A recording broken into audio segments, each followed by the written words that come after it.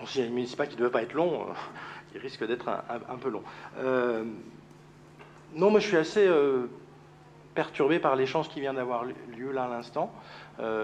J'ai compris dans l'intervention de Lucas Violand des questionnements, et j'ai eu une surprise de M. de Oliveira qui, je pense, en effet, avait écrit son intervention avant et qui ne correspondait pas à ce que M. Lucas Violand a exprimé juste avant. Heureusement qu'en France, aujourd'hui, on peut questionner la doctrine d'intervention de la police. On est dans un pays libre et en effet, on peut questionner la doctrine d'intervention. On peut être d'accord, pas d'accord, bien sûr, mais on a le droit de la questionner. On a le droit de se dire, est-ce qu'elle a été proportionnée? Il y a eu des évolutions de la doctrine, et je pense que vous en avez été témoin de la doctrine d'intervention de la police nationale, de la police municipale, enfin surtout la police nationale dans ces moments-là.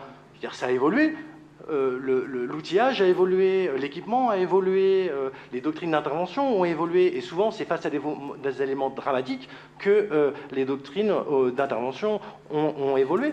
Et donc aujourd'hui, le questionnement n'était pas de remettre en question les policiers qui, sur le terrain, sont intervenus de manière à la fois police nationale, police municipale, mais aussi des individus, parce que, comme l'a dit Guylaine Kounowski, moi la vidéo, heureusement que vous êtes allé jusqu'au bout, en effet, c'est un habitant de la source qui a arrêté l'attaque du tram. Et moi, si un jour vous arrivez à retrouver cet homme-là, j'aimerais bien qu'on puisse le saluer et le remercier de son intervention.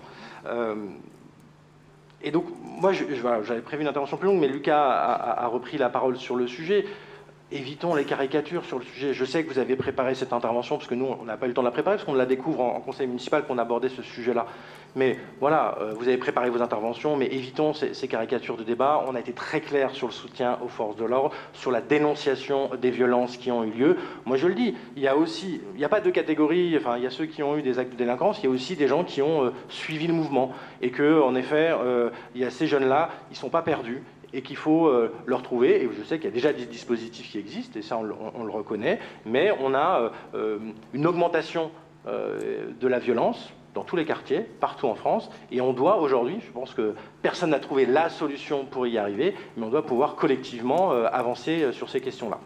Sur la question spécifique des matchs de foot ou des grands événements festifs, moi j'aimerais, en effet, je suis un peu plus vieux que Lucas Violand, moi j'ai connu 98, voilà, j'ai connu 2018, et j'ai de bons souvenirs de ces moments-là où on a réussi à partager cette ferveur populaire, et j'aimerais demain qu'on arrive à pouvoir retrouver ces moments-là. Aujourd'hui, j'ai pas de solution miracle, hein, voilà, je suis pas parlementaire, je vais pas proposer de loi sur le sujet, ou je n'ai pas d'avis spécifique, mais c'est un vœu pieux d'un élu de terrain qui voudrait que demain, à Orléans, on puisse, sur des moments sportifs, festifs, retrouver ces moments de communion.